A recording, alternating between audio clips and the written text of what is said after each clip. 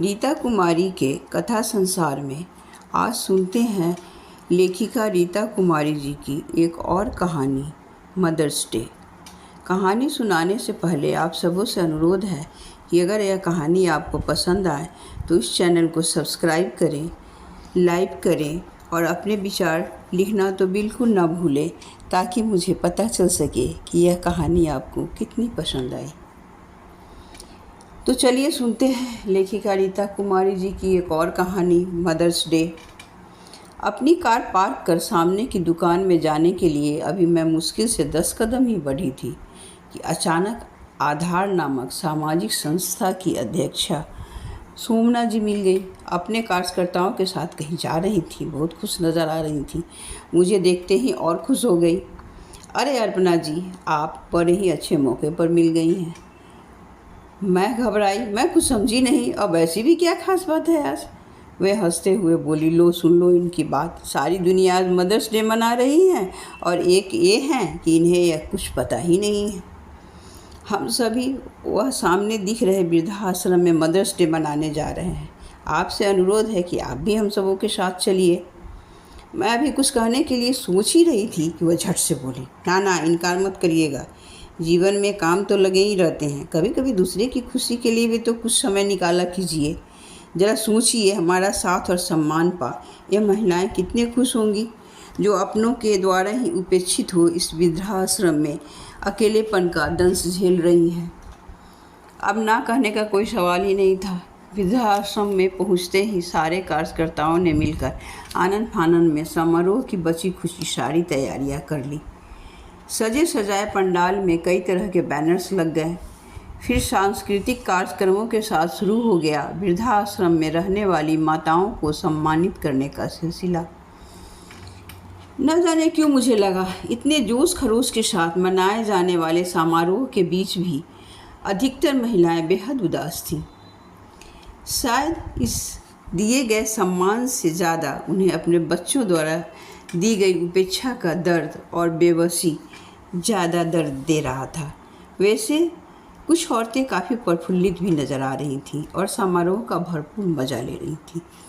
तभी मेरी नज़र लाल बॉर्डर की सफ़ेद साड़ी पहने सहमी सी चुपचाप एक कोने में बैठी एक ऐसी शख्सियत पर पड़ी जिसे देखते ही मुझे ऐसा लगा जैसे एक साथ 50 बिच्छुओं ने डंक मारा हो। मेरा दिल हाहाकार कर उठा। यह तो 100% अनुपमा दी ही है, पर अनुपमा दी इस वृद्धाश्रम में कैसे आ गई? यह यक्ष प्रश्न मेरे मन को मतने लगा। अनुपमा दी के 2 बेटे थे, सौर्य और शिखर। दोनों ही IAS ऑफिसर्स थे। बेटी सुनंदा डॉक्टर थी। अनुपमा दी दरअसल मेरे बड़े पापा यानी मेरे पापा के 4 भाइयों में सबसे बड़े भाई की पहली संतान थी, दूसरी पीढ़ी में सबसे बड़ी। यही कारण था कि घर में छोटे बड़ों सभी का उन्हें भरपूर प्यार मिला। सबों की वो लाडली थी। शायद यही कारण था कि वह भी अपने परायों का भेद किए बिना घर के बड़े छोटे सभी से गहरी आत्मीयता रखती थी। सबसे छोटे होने के कारण मुझ पर उनका कुछ ज़्यादा ही प्यार बरसता था। मेरे जन्म के समय मेरी माँ बेहद बीमार हो गई थी, जिसके कारण मुझे संभालने में पूरी तरह समर्थ थी। कहते हैं अनुपमा दी ने उस समय मुझे माँ बनकर संभाला था। शायद यही कारण था कि हम दोनों के बीच स्नेह और ममता का गहरा बंधन सा बन गया था, जो हमेशा बरकरार रहता। मैं काफ़ी छोटी थी जब अनुपमा दी की शादी हुई थी। लंबे कद काठी के हितेश जीजाजी इंजीनियर होने के साथ साथ काफ़ी समृद्ध परिवार से थे। उनकी बड़ी बड़ी आँखों वाले श्यामवर्णी चेहरे पर एक अद्भुत आकर्षण था, जो किसी को भी अपनी ओर आकर्षित कर लेता था। नम्र और मृदुभाषी जीजाजी अनुपमा दी से बेहद प्यार करते थे, जिसे देख उनके किस्मत से कितनों को रश्क होता था। अनुपमा दी अपनी सुखी गृहस्थी में बेहद खुश थी। देखते देखते वह 2 बेटों और 1 बेटी की माँ भी बन गई। जब अनुपमा दी की सबसे छोटी बेटी सुनंदा मात्र 1 बरस की थी, जीजाजी किसी ट्रेनिंग के सिलसिले में 2 वर्षों के लिए अमेरिका चले गए। जीजाजी के अमेरिका जाने के बाद अपनी MA की पढ़ाई पूरी करने के लिए दीदी तीनों बच्चों को समेत धन्यवाद से पटना आ गई। घर के सभी सदस्यों ने बच्चों को भी हाथों हाथ लिया। अनुपमा दी ने अपनी पढ़ाई पूरी कर ली। जब तक पटना में रही अपने बच्चों में मुझे भी शामिल किए रही। जब जीजाजी को लौट कर आने में देर हुई तो उन्होंने बीएड का भी कोर्स कर लिया। 3 साल बीत जाने के बाद जब चौथे साल भी जीजाजी के आने के आसार नज़र नहीं आ रहे थे, तब घर के सभी लोग चिंतित हो उठे। उन दिनों टेलीफोन की इतनी सुविधा नहीं थी। दीदी के साथ साथ हम सभी जीजाजी के खतों का बेसब्री से इंतज़ार करते रहते। एक दिन अचानक जीजाजी का एक लंबा चौड़ा खत आया। खत क्या आया, पूरे घर में जैसे भूचाल सा आ गया। जीजाजी ने कुछ कागजात भेज अनुपमा दी से तलाक मांगा था। वह अमेरिका में ही एक अमेरिकन लड़की से शादी करना चाहते थे। निष्कपट और सरल हृदया दीदी के साथ जीजाजी का ऐसा निर्लज्ज आचरण किसी को भी बर्दाश्त नहीं हो रहा था। बड़े पापा तो खत पढ़ते ही आग बबूला हो उठे और बड़ी माँ सन्नीपात की रोगी की तरह बरबारती जा रही थी और रोए जा रही थी। वहीं अनुपमा दी इस घटना से बिल्कुल खामोश हो गई थी। जीजाजी के पत्र ने उनके कलेजे को तार तार कर दिया था। फिर भी वो अपने दुर्भाग्य के विष को अपने अंदर ही पी गई। न कोई आक्रोश, न कोई अभियोग, न किसी पर कोई लांछना, न ही कोई रोना धोना उनके दुखों की गवाही दे रहा था। सिर्फ उनका क्लांत चेहरा और उनकी चुप्पी। जब बड़े पापा कानूनी कार्यवाही के लिए उनका दस्तखत लेने आए, उन्होंने बड़ी शांति और दृढ़ता से इनकार कर दिया। अगर वह तलाक चाहते हैं तो मैं उन्हें तलाक ही दूंगी। घर के बड़े बुजुर्ग ने समझाया, उन्हें अपने बच्चों के हक और जिम्मेदारी की याद दिलाई। फिर भी उन्होंने अपना फैसला नहीं बदला और बहुत जल्द दीदी और जीजाजी के बीच तलाक हो गया। दीदी नौकरी के तलाश में जुट गई। तलाक के कुछ दिनों बाद ही अप्रत्याशित ढंग से उन्हें एक सरकारी नौकरी मिल गई। शायद ईश्वर ने अपने द्वारा की गई बेइंसाफ़ी की थोड़ी सी भरपाई कर दी। अब सब कुछ व्यवस्थित हो जाने पर उन्होंने किराया पर अपना अलग घर ले लिया। समय बड़ा से बड़ा घाव भर देता है। धीरे धीरे सबकी ज़िंदगी सामान्य ढंग से अपनी पटरी पर चल पड़ी। तब तक मैं भी बड़ी हो गई थी। घर की एक एक ज़रूरतों के लिए अनुपमा दी को जूझते देख एक दिन मैं उन पर झुँझला पड़ी थी। आप किस मिट्टी की बनी हैं दी? किसी की धूर्तता को भी इतनी आसानी से माफ़ कर दी। बच्चे सिर्फ आपके ही नहीं, जीजाजी के भी थे। फिर भी अपने बच्चे के हक के लिए अपने को कोई भी कानूनी दावा जीजाजी पर नहीं ठोका। अब तुम ही सोचो अपर्णा, जब बच्चों के लिए उनके दिल में बहता प्यार का स्रोत ही सूख गया तो मेरे दावों से क्या होता?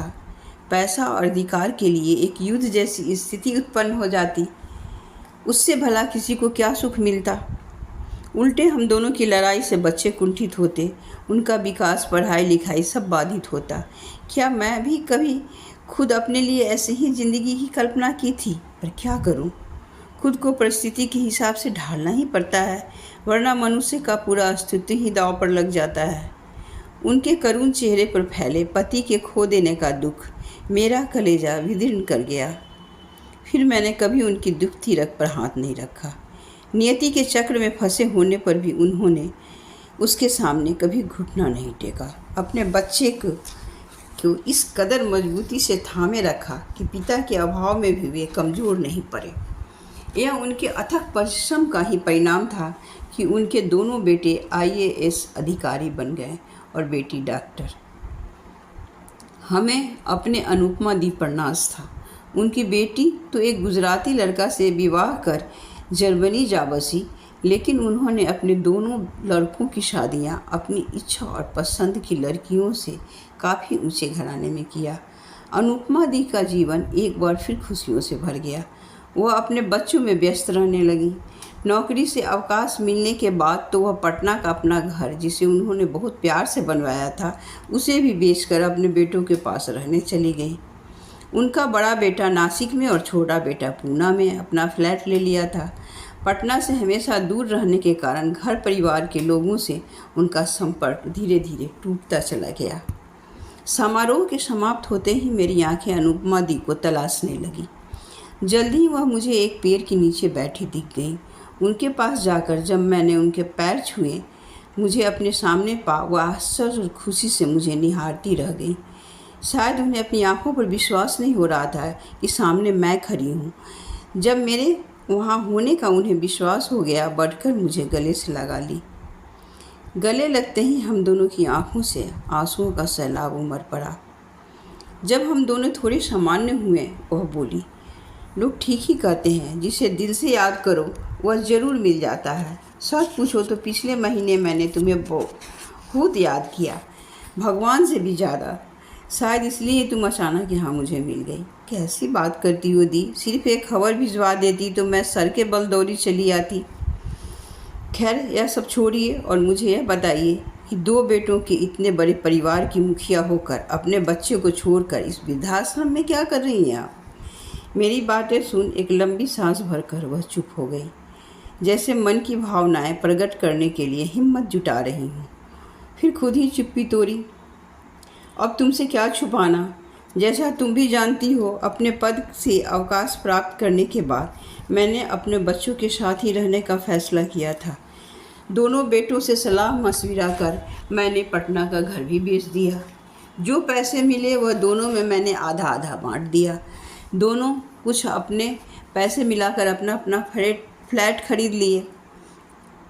कुछ ज़रूरी सामान और कुछ ऐसे सामान जिससे मुझे भावनात्मक लगाव था, अपने पास रख कर मैंने सारे सामान बेच डाले।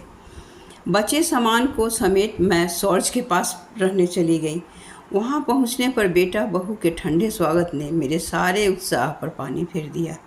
रही सही कसर तब पूरी हो गई जब मेरे बचे खुचे सामान को भी वे लोग अपने घर में रखने के लिए आनाकानी करने लगे। मेरी बड़ी बहू कामनी हर 2-4 दिनों बाद मुझसे कहती, इन पुराने सामानों को कबाड़ी वाले को देकर यहाँ से हटाइए, बेकार का जगह छेके हुए है। बेटा भी बहू के हाँ में हाँ मिलाता। सामान के साथ मेरे जुड़े भावनात्मक लगाव से उन्हें कोई वास्ता नहीं था। फिर भी मैं यथासंभव अपने आप को उन लोगों के अनुरूप ढालने की पूरी कोशिश करती। मैंने अपने खर्चों का बोझ भी उन लोगों पर कभी नहीं डाला। पेंशन के पैसों से ही मेरा सारा खर्च चल जाता था। घर के कामों में मदद करने की भी मैं भरपूर कोशिश करती, पर कामनी को यह भी पसंद नहीं था। उसे लगता मैं उसके घर में दखल अंदाजी कर रही हूँ। मेरी मदद से बच्चे अपना होमवर्क बनाते, वह भी उसे पसंद नहीं था। बच्चों के मेरे पास आने पर ही डांट कर बुला लेती। सब चीज़ पर रोक लग गया था। घर के कई महत्वपूर्ण फैसलों में वह मेरी उपस्थिति में ही घर में काम करने वाली मेड से सलाह मशविरा कर लेती, लेकिन मुझसे कभी नहीं पूछती कि क्या करना चाहिए। दरअसल यह उसकी साजिश थी, मुझे उस घर में अकेला और बेगाना बना देने की। अंततः मैं कुछ दिनों के लिए शिखर के पास चली गई। वहाँ भी बहुत अदल बदल कर वही व्यवहार हुआ जो सॉर्ज के पास हुआ। शिखर ने तो मुझे यहाँ तक कह डाला कि मैंने तो अपने बच्चों के लिए किया वह त्याग नहीं, मेरा जिद और घमंड था। शिखर का कहना था कि आप चाहती तो पापा पर कानूनी दबाव डालकर ढेरों पैसा प्राप्त कर सकती थी, लेकिन आपने ऐसा नहीं किया क्योंकि दुनिया के सामने अपने आप को महान और पापा को पतित साबित करने में आपको ज़्यादा सुख मिल रहा था। यह कैसी विडंबना है थी मेरी कि मेरे ही पुत्र, जिससे मुझे आशा थी कि बड़े होकर अपनी माँ के सारे दुख तकलीफ़ों को हर लेगा, वही मेरे त्याग और परिश्रम को मेरे स्वार्थ का नाम दे रहे थे। अपने पिता की तरह वे भी ऐसो आराम के महंगे साधनों और ऊंचे पद के दंभ और चकाचौंध में डूबे अपनी माता का कलेजा छलनी कर रहे थे। थोड़े से पेंशन के रुपयों पर गुजारा करने वाली दुर्बल लाचार मासूम ने क्या मिलता, जब बहू के कसे तानों से मेरा कलेजा लहूलुहान होता रहता। मेरा बेटा बैठा पेपर पढ़ते रहता। मेरा स्वाभिमान मुझे अपने स्वार्थी बेटों के घरों में उपेक्षित और तिरस्कृत जीवन जीने की इजाज़त नहीं दे रहा था। इसलिए ही मैंने वृद्धा आश्रम में जाने का फैसला कर लिया, जिसका दोनों बेटों ने पूरी तरह समर्थन किया। किसी ने भी विरोध नहीं किया। इसलिए मैं वृद्धा आश्रम चली आई।